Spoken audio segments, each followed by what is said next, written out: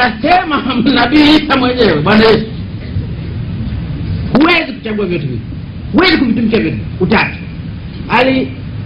Aliendewa na kijana mmoja, akamwambia, bwana mkubwa, ili niende peponi nifanyeje? Bwana Yesu akamwambia za kufanya. Sheria ziko kadhaa 1 2 3 4 5 6. Simezijua, kama nazijua hizi nazitii tangu ujana wangu.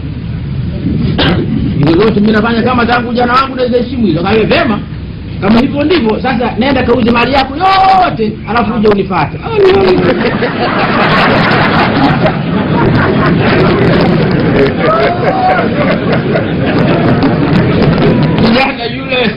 Kijana yule katoka pale amesomeka kweli kweli.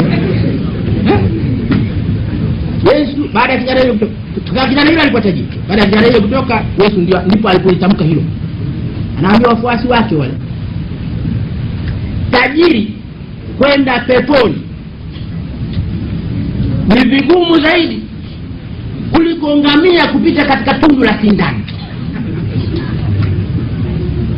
Wakamwambia wale wafuasi wake, marofa, siji kwa nini wanamuuliza, marofa, walikuwa marofa watupwa. Wanamwambia, bwana mkubwa, kama hivyo ndivyo nani atafika peponi? Bwana mkubwa kwa pashoro akasema, lisilowezekana kwa binadamu kwa Mungu linawezekana. Yesu anawaambia hawa, tajiri kufika mbinguni atafika kwa muujiza wa Mwenyezi Mungu.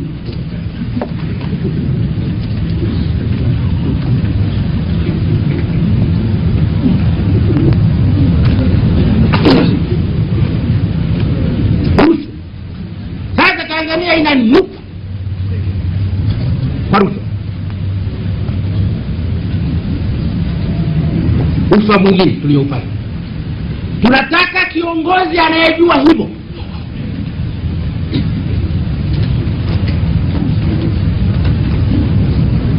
ambaye atasema rushwa kwangu ni mwiko.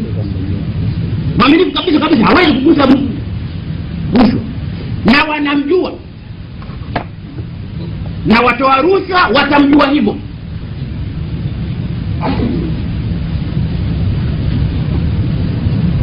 Lakini hataki aishie hapo tu. Maana haitoshi wewe mwenyewe uwe mwaminifu. Mambo haya yana matatizo. Naweza ukawa wewe mwenyewe mwaminifu kabisa, lakini una pressure za ndugu zako, una pressure za jamaa zako, una pressure za marafiki zako.